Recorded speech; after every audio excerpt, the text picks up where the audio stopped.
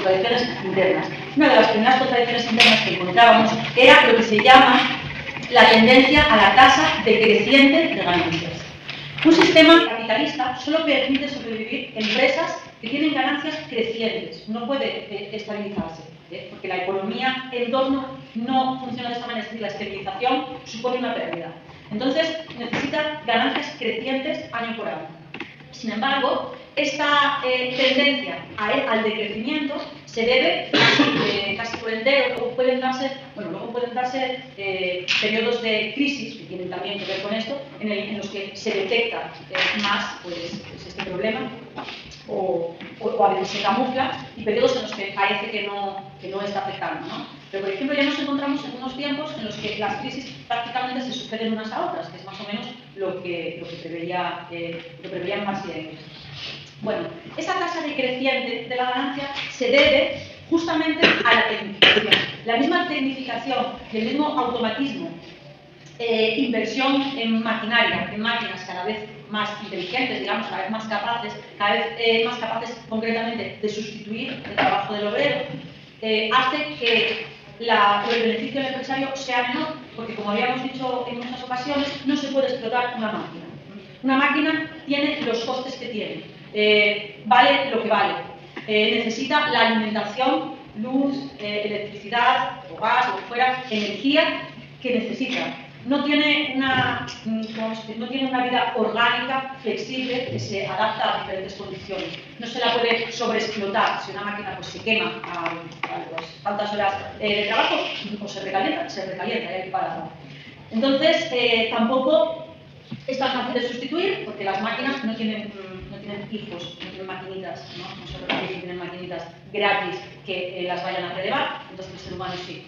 Entonces, la máquina no es, repetimos como hemos dicho antes, no es explotable, es decir, no se le puede extraer más beneficio que el coste.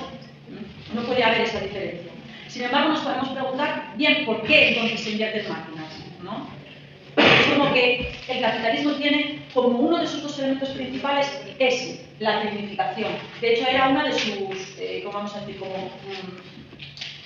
de sus legitimaciones era que el capitalismo era innovador, que el capitalismo tenía mucha capacidad para gestionar la realidad y para sacar el mayor partido, para explotar el potencial de la tierra, los potenciales frutos de la tierra, para transformar el planeta y adaptarlo. Es como que eso que nos dicen tantas veces de que el ser humano es como el animal menos adaptado, pero que sabe transformar, se cumpliera definitivamente en el capitalismo. Entonces el capitalismo, que en parte es lo que prometía, y es su sentido de ser, es el sentido de su existencia. Ya desde el principio lo que inventa pues, son esas grandes cadenas de producción con esa maquinaria que permite fabricar pues, de una forma muy rápida y al por mayor, ¿no? Eso es como el elemento principal del capital. Pero es que además la competencia entre unas fábricas, entre unas empresas y otras, hace que sea casi obligatorio implementar este trabajo artificial, ¿no? Este trabajo de máquinas. ¿Por qué? Porque en principio los costes se van a ver reducidos cada vez que consigamos fabricar en mayor número, ¿no? Cada vez que consigamos hacer un número mayor, fabricar más algo mayor, los costes de la producción van a ser menos. Ya veis que vosotros mismos, si vais a hacer fotocopias, pues cuantas más se hacen, menos cobran, ¿no? por cada una. Y esto ocurre en muchas cosas. No es lo mismo comprar como consumidores algo, ¿no? Que comprar, no es lo mismo comprar la fábrica de Coca-Cola que comprar para abastecer un bar. Que compras algo mayor, mucho más barato, que puedes ver en AliExpress. También es más barato si vas a comprar algo mayor, que tienes una tienda. Muchas de las tiendas que tienes en AliExpress. Entonces, bueno, en principio no se puede, digamos, como elegir, ¿no? No se puede elegir, vamos a maquinizar esta empresa o no. Porque si no la maquinizamos, no puede competir con otras. No puede generar el producto tan rápidamente y entonces vas a perder ese lado, esa parte del mercado. Pero al mismo tiempo, esa tendencia, que parece que fuera ya como sola, esa tendencia a la sustitución de trabajo humano por trabajo artificial, va generando progresivamente un menor número de beneficios. Bueno, yo creo que esta también es la razón por la que al final los supermercados, por ejemplo, que al principio parecía desde hace años que para esta fecha iban a tener todos como los automáticos en los que se van pasando las cosas, pues bueno, pues con tener una videocámara o videovigilancia más o menos valía, era casi más rápido y se ahorraba esos puestos de trabajo, ¿no? El empleador podía ahorrarse esos empleos de los cajeros. Sin embargo, vemos que no se implementó esto tanto, no se hizo esto tanto. Y ya comenzó hace, qué sé yo, más de una década, yo creo que más. Y parecía que iba esto iba a sustituirse totalmente, pero claro, no es tan rentable. Entonces ya el capital empieza a titubear en ese tipo de intercambio. También decíamos que, en general, el capitalismo, todo su entramado también de capital cognoscitivo, de capital de conocimiento, permite muchas más cosas de lo que la economía da paso, ¿no? Como que existen vacunas, como habíamos dicho algunas veces, como las de la caries, que no se comercializan porque entonces rompen todo un ramo, ¿no? Todo un sector de la economía, y porque no son, para quien las fabrica y vende, no son rentables. Como muchos medicamentos, no son rentables en relación a otros que ya hay. Tú puedes, para una enfermedad, pues yo qué sé, inventarte a lo mejor una sola pastilla donde se necesitaban un montón, pero entonces esa misma farmacéutica va a tener menos ganancias con ella. Entonces es como que llegó ya ese punto, todavía no había aparecido con más, así de claro, pero que bueno, era capaz de ver por dónde iban a ir las tornas, llegó ya ese punto en el que hay muchas cosas, muchos productos importantes, de hecho, que tienen que ver pues eso, con la medicina, con la farmacéutica, etcétera, con otras cosas, que podrían salir al mercado, que podrían cubrir necesidades actuales y que, sin embargo, no conviene económicamente porque resta un beneficio, ¿no? Respecto de vender cosas más antiguas. Entonces eso ya sí que es como una contradicción interna, que pareciera como que el mundo fuera siempre hacia adelante en este sentido técnico, ¿no? Y que la burguesía, de hecho, sustituyó el sistema feudal porque eran los que tenían como esa capacidad para gestionar la nueva maquinaria, la nueva industrialización, el nuevo mundo. Y sin embargo ahora ya es como que lo tienen que frenar si quieren seguir sacando beneficio, que es la única forma de mantenerse aquí. Entonces, esa frenada ya supone un conservadurismo excesivo, una reacción al propio potencial que el capital tiene de creación, de innovación. Bueno, otra de las contradicciones internas al capitalismo, y que también empezamos a ver, esa todavía no está tan clara, pero empezamos a ver cómo se abre esa contradicción y cómo se instala a través del colapso ecológico. Nosotros lo vimos a través del colapso ecológico. Pero bueno, en general es también una cuestión económica, y es que el capital tiene como vocación, como necesidad, como decíamos hace un momento, crecer. Pero para crecer necesita que ampliar su mercado constantemente. Entonces, claro, desde el siglo XIX para aquí, pues había mucha tierra todavía, muchos territorios, muchos continentes a quien vender ese producto que estaba más o menos centralizado en el primer mundo, que era lo que se llamaba capitalismo. Había todavía mucho que seducir, ¿no? Mucho que ganar, mucho terreno que conquistar. Pero bueno, la Tierra, el planeta, es limitado, ¿no? Entonces, ¿qué ocurre? Que los recursos son limitados, que el planeta no nos ofrece, no da permanentemente materias primas, sino que estas, por ejemplo, lo vemos con el petróleo y con los materiales fósiles de los que está hecho, se terminan.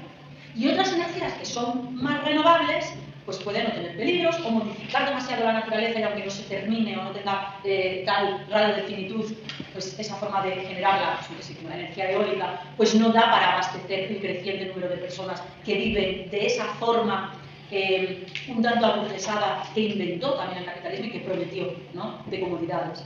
Es decir, cuando se nos dice que al suceder que países tan grandes, además, con tanta presión demográfica como China y la India, al dar ese salto a modos de vida parecidos a los europeos, dicen, bueno, es que China y India son los que más contaminan. Que no es así. Lo que pasa es que sí que hay, o sea, sí que notamos en el planeta una diferencia desde que en China y en India viven como nosotros, ¿no? Es como que hace 20 años eran países en los que, bueno, pues la India era prácticamente vegetariana, ya por una cuestión religiosa, o sea, era vegetariano el 85% de la población, y China, sin esa cuestión, sin esa prescripción religiosa, pero por una cuestión simplemente de economía, pues, pues claro, comían prácticamente de forma vegetariana, no porque fuera un principio, sino porque es lo que es más barato comer, sobre todo para un número tan grande de personas, ¿no? Esto se entiende, bueno, seguramente lo visteis muchas veces, claro, el consumo de carne se podía permitir mientras se producía solo en el primer mundo. Pero es que, claro, para eso había que devastar pues, todos los campos, toda la agricultura de otras partes, ¿no? Era su alimento básico. Para daros cuenta que de los pastos que hay, de las tierras de pasto que hay en todo el mundo, casi un 90%, un 80 y tantos por ciento de esa producción va a alimentación de animales de matadero. Un 90% de la agricultura mundial se destina a alimentar animales de matadero, a engordarlos. Pero claro, con toda esa agricultura se podría alimentar a todo el planeta, en lugar de hacer crecer y multiplicar animales para que se los coman unos pocos. Claro, con todo lo que come un cerdo al año, hasta que crece, pues ya come su país entero, ¿no? Esa frase con el país, porque ha comido una multitud de personas, ¿no? Que sin embargo se quedan sin alimento básico, que es el cereal y la legumbre. Entonces, bueno, claro, o por ejemplo, China empiezan a tener, todavía tienen muchos menos coches por persona que nosotros, pero con que empiece a crecer el número de coches, aunque todavía tengan, me parece, 1 por cada 3 que se tienen en Europa, en relación, por supuesto, al porcentaje de población, pues eso ya se nota en la producción, ¿no? Mundial. Pero es que ni siquiera vive como vivimos nosotros todavía. Lo que esto quiere decir no es que contamine más, sino que si todo el mundo vive como se vive en Europa, el planeta explota. Pero claro, tampoco vamos a pensar que nosotros tenemos más derechos que los demás, ¿no? A vivir con estas comunidades. Entonces, bueno, una de las cosas que ya son urgentes, que ya es como que no sabemos si se va a acabar el capitalismo o el mundo. Lo que está claro es que si no se acaba el capitalismo antes, acaba con el mundo. Eso es seguro. Pero bueno, que es el tema ecológico, el tema del planeta es algo urgentísimo, porque está ya en un colapso bastante peligroso, porque el modo de supervivencia de 50 años ya no se sabe muy bien cómo va a ser. Por tanto, esa extensión de la producción y sobre todo ese consumo de productos que se podrían considerar superfluos, no tanto porque nos importen más o menos, porque nos diviertan o nos entretengan o nos consideremos más enriquecedores o menos esos productos, sino porque en la relación del desgaste del planeta sale demasiado caro, ¿no? Entonces, toda esa diversificación de productos, que es también connatural al capitalismo, es insostenible ecológicamente. Pero cuando hablaba de que la Tierra es finita, no solo me refiero a los recursos, sino que, bueno, que se refería más, sino que lo que decía Marx es que para ampliar mercados, el capitalismo, paradójicamente, necesita también, además de explotar, exprimir al máximo posible a sus trabajadores, pero al mismo tiempo necesita también que esos trabajadores tengan cierta capacidad adquisitiva. Porque si los trabajadores, que son la mayoría, no consumen, no compran, entonces el sistema también se queda abajo.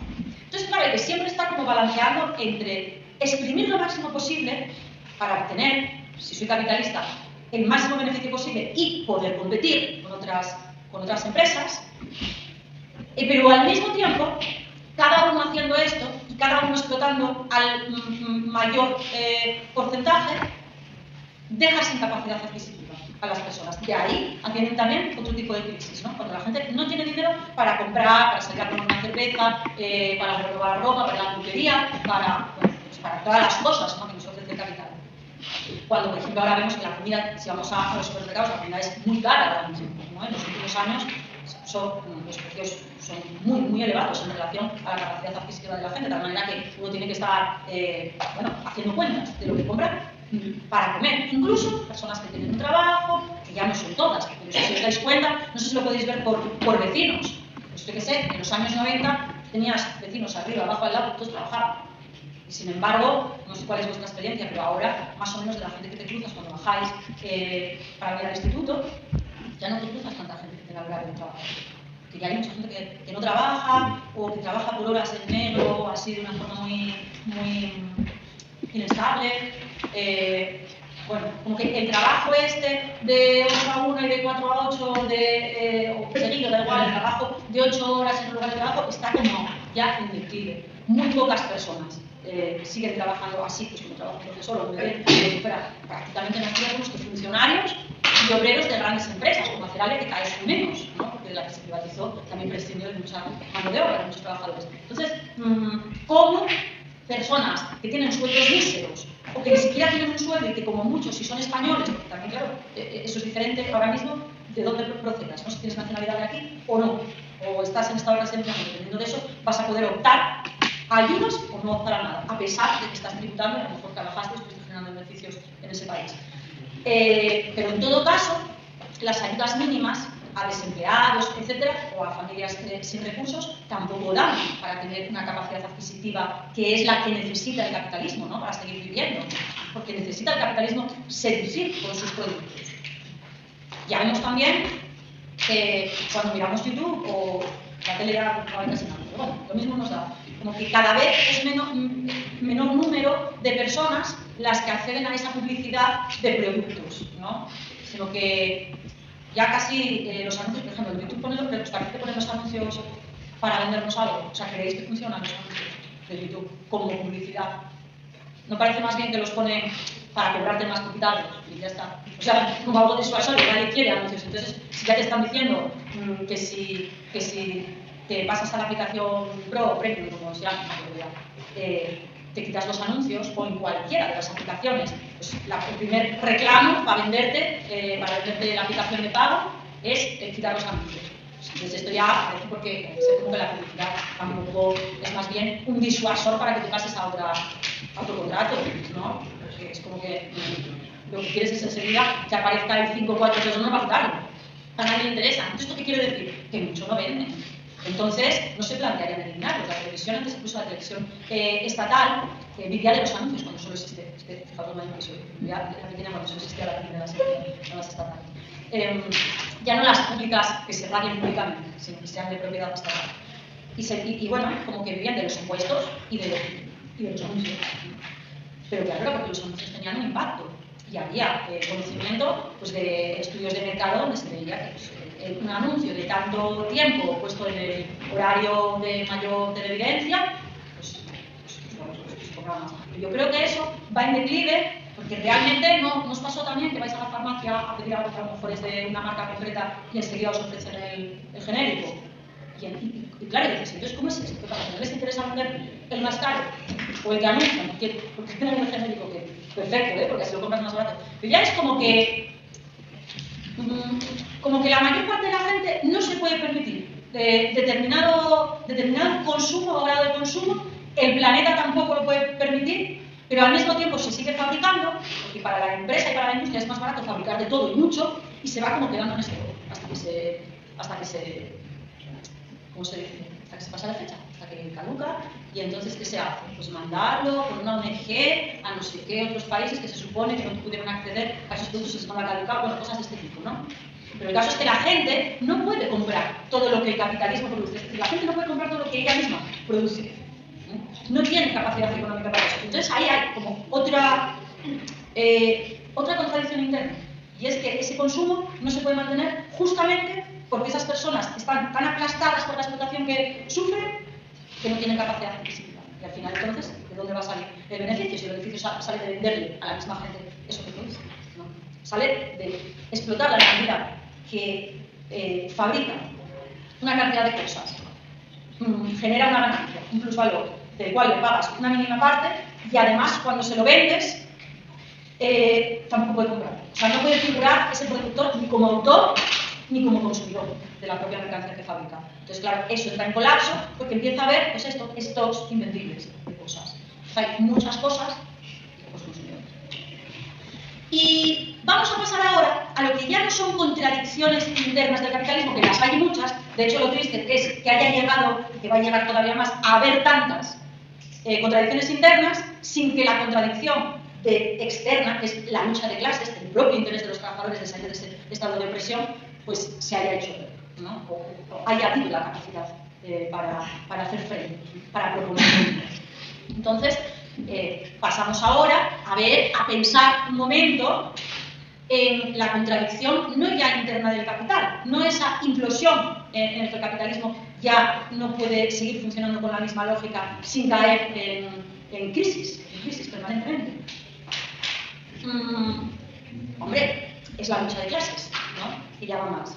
Independientemente de todo esto, ¿qué pasa? Que aunque no existiera el colapso ecológico, aunque no existiera esta tendencia al decrecimiento de las ganancias, aunque no existiera esta paradoja en la que los trabajadores no pueden consumir y por tanto reinvertir, aunque sea involuntariamente, en eso que están fabricando, aunque no pasara todo esto, quiere decir que una clase minoritaria puede oprimir económicamente a todo un mundo de trabajadores, o de cantera de trabajadores, que no sabéis que está sin trabajar, que está en paro, pero no porque no haya trabajo, sino porque hay trabajadores trabajando entre 8 y 16 horas a todo ritmo, a todo trapo, y otra gente sin trabajar, ¿no? Es decir, porque no se reparte el trabajo, se exprime lo máximo posible a unos y el resto está como cantera. Claro, como cantera, porque de esta manera también pierden esa capacidad de negociación. Cuanto más gente haya en el paro, más difícil encuentra uno acceder a un trabajo, ¿no? Entonces, esa sensación también tiene que producirse para poder seguir explotando. El encontrar como que tienes suerte de encontrar un trabajo de mierda, ¿no? Encontrar un trabajo de mierda ya es tener una fortuna, ser explotado de base es una fortuna. Bueno, entonces, ¿qué pasa con toda esa cantidad de personas que tienen unos intereses contrarios, que son la mayoría y que podrían rebelarse? Bueno, pues como decíamos en otra ocasión, vamos a recordar que esa es la principal contradicción, la que hay entre clases, ¿no? Entre los intereses tan distintos y tan desnivelados y desiguales de estas clases en pugna. En todo caso, no es tan fácil rebelarse. Hace falta, como decíamos en las clases del principio, hace falta conciencia de clase. Eso ya podemos retirar a la mayor parte de la gente que no la tiene. ¿Visteis que la mayor parte de la gente cree que es clase media? No somos clase media. O sea, en realidad somos clase baja. Cualquier persona que sea un obrero y que sea un obrero que no es al mismo tiempo, ¿cómo se dice? Que no es al mismo tiempo inversor. Otra cosa es cuando estamos hablando, por ejemplo, mira, de alguien que trabaja, por ejemplo, como profesor en un colegio privado, pero que además de trabajar como profesor, o jefe de estudios, de todo lo que fuera, tiene el 30% de las acciones de ese sector. Vale, ese es clase media. O también, ¿quién es clase media? El oculista, o los veganos, el oculista o dentista de prestigio que tiene su propia clínica y que normalmente tiene ya otros trabajando para él, o sea, quiere decir que es empresario. Pero incluso cuando está trabajando, incluso cuando es, por ejemplo, un negocio familiar tipo, un bufete de abogados familiar, pero con mucho prestigio, eso, y que ganan muchísimo dinero. Es decir, clase media son las personas que trabajan directamente para la clase alta. Esas personas que no son grandes empresarios, grandes capitalistas, pero son los que les ponen botox, los que les arreglan los dientes, sus abogados, o sea, que son trabajadores, pero que son los trabajadores directos y están en contacto con esa clase alta y a lo mejor hasta van a una de sus fiestas, esos son clase media, que no ganan ni mucho menos la cantidad de dinero que ganan las personas para las que trabajan, claro, que ganan mucho más dinero que nosotros, ¿no? Que nosotros lo extiendo porque no creo que haya en un instituto público de Gijón, no sé, a lo mejor el Piles, pero tampoco, ¿verdad? Como mucho esto, como mucho, pues una clase media baja, pero es que lo demás, pues claro, suena como mal decirnos de clase baja. En realidad es porque es de clase obrera. Más también critico esto, ¿no? Esta forma de hablar de qué es clase media, clase alta, qué es una cuestión de ingresos, como que económicamente, científicamente no tiene peso este concepto, ¿no? Pero en realidad cuando se lo llamaban a alguien, se lo llamaban a estos trabajadores pues que ya estaban en contacto con esa clase. Eso era vale. Entonces, ¿qué es lo que haría falta? Conciencia de clase. Darse cuenta de a qué clase pertenece uno, de si es trabajador o es empresario capitalista. Y si es trabajador, darse cuenta también en qué lugar de la producción está. ¿Por qué? Pues para saber qué opciones, que son prácticamente ningunas, tiene de dar el salto realmente a otra clase social. La clase burguesa, bueno, no tiene necesidad de hacerse conciencia de clase, ya saben, ¿no? Es verdad que, como decíamos, hay que tomar en consideración esas pequeñas empresas que tienen muy pocos trabajadores, que siempre están al borde de la bancarrota, siempre están muy justos, cada vez que si el lugar central de sus operaciones es en un lugar urbanizado, casi todo se va urbanizando, va a tener siempre grandes superficies que lo van a gastar. Entonces lo que puede hacer es venderse a otra marca, como se hace con las apps, ¿no? Venderlo a Incluso, ¿visteis? Incluso gente que se hace millonaria vendiendo una app ahí en Silicon Valley, pues, ¿visteis que realmente, si fuera tan fácil pasar, tan fácil, si fuera posible, realmente, si hubiera posibilidades reales de dar el salto de clase, no vendería la app, se quedaría con ella y la rentabilizaría. Sin embargo, vemos que la gente que bueno, claro, gana mucho dinero, como si tocó la lotería, gana mucho dinero vendiendo una app, aún así la venden, porque ellos no la pueden gestionar para sacar el beneficio. Eso tiene que ser un gran capitalista. Visteis también como con el tiempo, empresas diferentes como eran Instagram, Facebook, WhatsApp, ahora son todas la misma. Porque la tendencia es al monopolio, que es otra de las contradicciones del capitalismo. Porque el capitalismo supuestamente iba de esa sana competencia que hacía que cada empresa quisiera ofrecer el servicio de la mejor manera y al menor precio.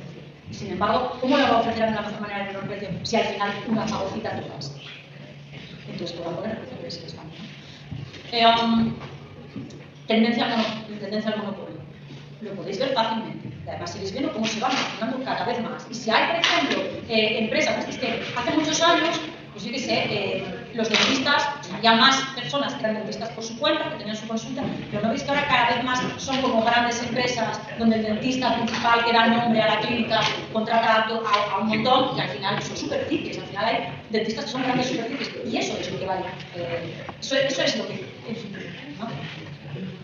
Bueno, decíamos que se necesitaba conciencia de clase, de lo que hablaremos más adelante, porque lo que nos está explicando son los aspectos ideológicos de esta lucha de clase del capitalismo. Pero conciencia de clase, pero no solo eso, capacidad bélica, ¿no?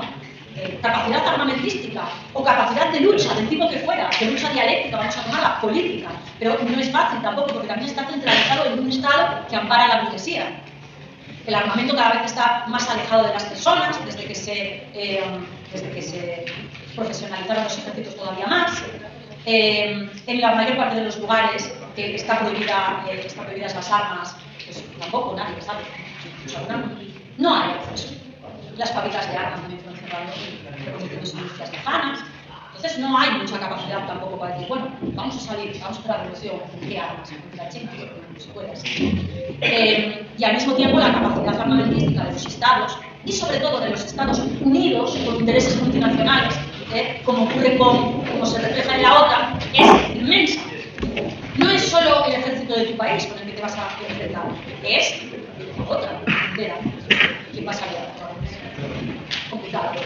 Y luego capacidad, que yo creo que ya la hay para gestionar. O sea, yo creo que existe, yo creo que los obreros no necesitan para nada esa burguesía ya para sacar. Por supuesto, puede que haya otras formas que no sean la forma violenta, pero bueno, Marx era el proceso que creó. Aunque es verdad que hubo otros procesos que no fueron el violento. No fueron el violento de entrada. Vale, por eso ya quiero que hablemos de cómo de cuáles serían las alternativas que Marx ofrece. No solo hace una crítica del capital, sino que habla de la necesidad de pasar a otra fase. Una, que sería un estado intermedio, llamado socialismo, llamado dictadura del proletariado. Bueno, la dictadura del proletariado es un nombre puesto a propósito para llamar la atención. Se dice dictadura del proletariado en el sentido de toma del Estado, pero de toma del Estado que no va a mantener, que no se plantea mantener ninguna de las legislaciones vigentes. Es decir, se llama dictadura en el sentido de no asumir la legalidad vigente hasta el momento y crear otra totalmente nueva, ¿no? de interés proletario, que es el interés de la mayoría. En todo caso, el mantenimiento del Estado y de las estructuras del Estado, del ejército, etc., sería un paso intermedio para luego ir como descentralizando y terminar también con el Estado y generar como una autogestión de los trabajadores, un mundo sin Estado, por tanto sin propiedad de los bienes productivos y con cambios importantes en nuestras maneras también de relacionarlo, cosa que esas ya no las podíamos prever, no se sabe. Entonces, el próximo día hablamos un poco más de esto, de todas formas buscar alguna información sobre esa diferencia entre el socialismo y el comunismo. Ese periodo transitorio y ese comunismo. ¿Qué